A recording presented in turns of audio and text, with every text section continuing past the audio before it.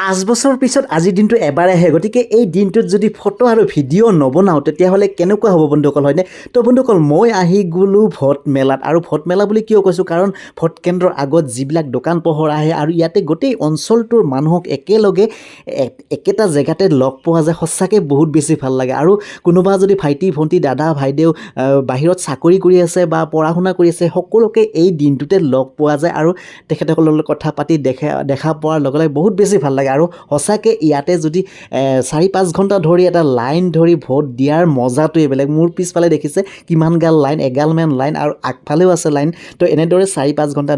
ধৰাৰ পিছত লাইন ধৰাৰ পাছত ভোটটো দিবলৈ পালোঁ তো মই মোৰ নিজৰ ভোটাধিকাৰ সাব্যস্ত কৰিলোঁ এয়া দেখিছে এয়া এজন নাগৰিকৰ মানে গৌৰৱেৰে ক'ব পৰা এটা চিন তো আজিৰ দিনটো সদায় এবাৰে আহে গতিকে সঁচাকৈ ভিডিঅ'টো ভাল লাগিলে লাইক কমেণ্ট নকৰাকৈ নাথাকিব তো সকলোৱে ভাল থাকক জয় অসম ধন্যবাদ জয় জুবিন দা।